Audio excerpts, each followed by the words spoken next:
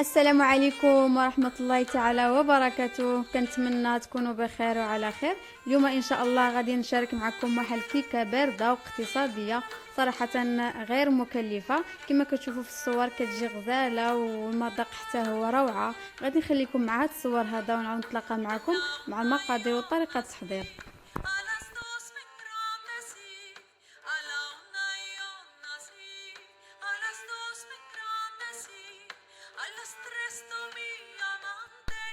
غادي ندوز المقادير على بركه الله.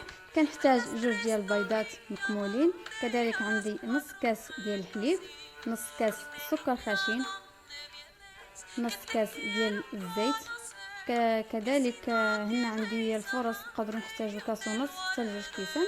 عندي كذلك واحد الساشي ديال الالزا، وعندي ساشي ديال خماره الحلوى 7 غرام، وعندي كذلك جوج معالق ديال كاكاو مور.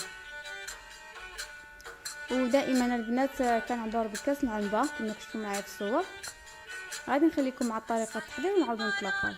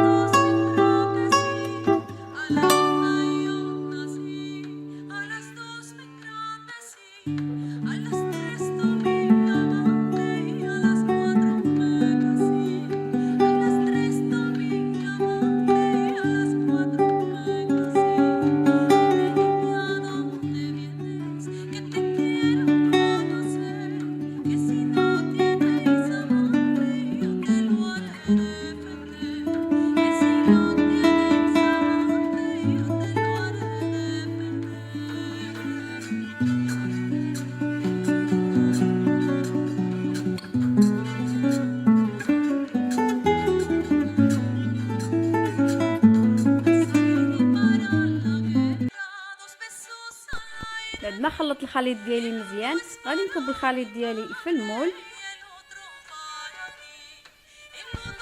وانا طبعا فهاد اثناء عملت الفران ديالي سخن وغير مشعله غير من التحت.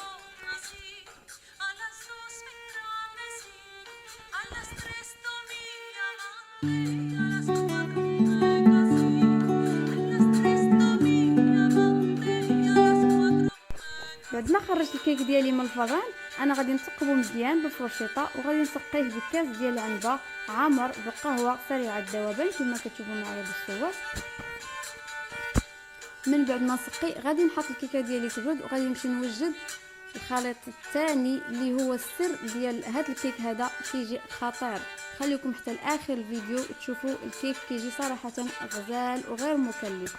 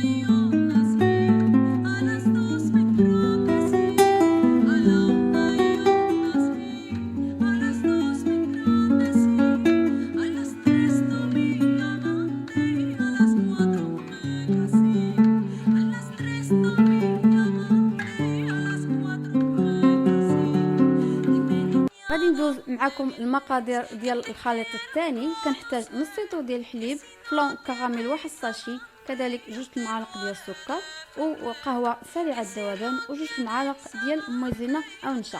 غادي نخلط العناصر ديالي كاملين في خلاط كهربائي باش ما يبقاوليش داك الحبيبات ديال المايزينا او ديال الفلون في الخليط ديالي. للاضافه انا استغلت هنا 2 المعالق ديال السكر كبارين، والسكر كيبقى دائما حسب الذوق تاع اي واحد. غادي نخليكم مع طريقه تحضير هذا الخليط هذا ونعاود نتلاقى معكم.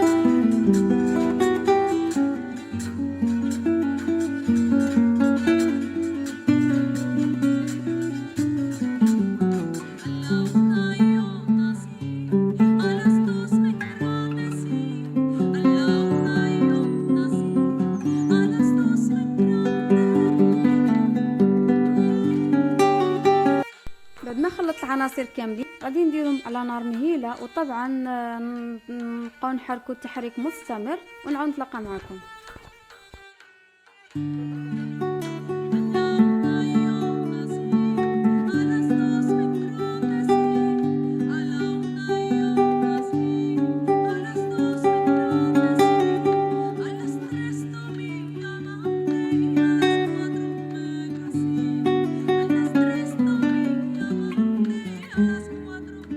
إذن أعزائي المشاهدين، الخليط ديالي الثاني ها هو وجد.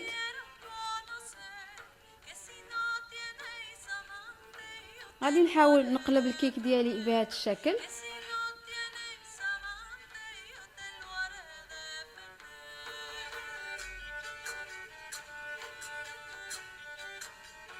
غادي نحاول مع الكيك ديالي يشد بلاصتو، وغادي نسقي بالخليط الثاني ديال الفلون.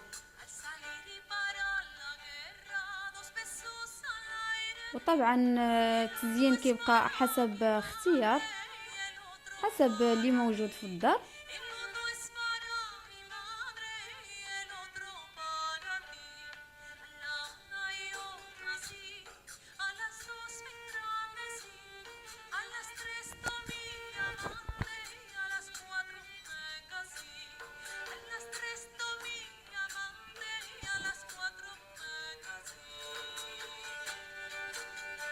غادي نحاول نوزع الخليط الثاني على الكيك باش يشرب لي داك الخليط ديال الفلون مزيان. صراحه المذاق كيجي رائع رائع، كتستحق التجربه. جربوها وردوا عليا في لي كومونتير ديالكم. كنحاول انني نثقب الكيك بالفرشيط عاود للمره الثانيه.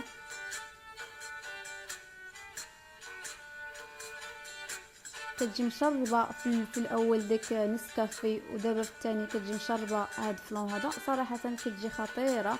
غادي نخليكم مع هاد الصور الاخيره، وما ننساش نقول لكم ما تنساوش تدعموني بالاشتراك ديالكم وتفعيل الجرس ان شاء الله باش يوصلكم اي جديد.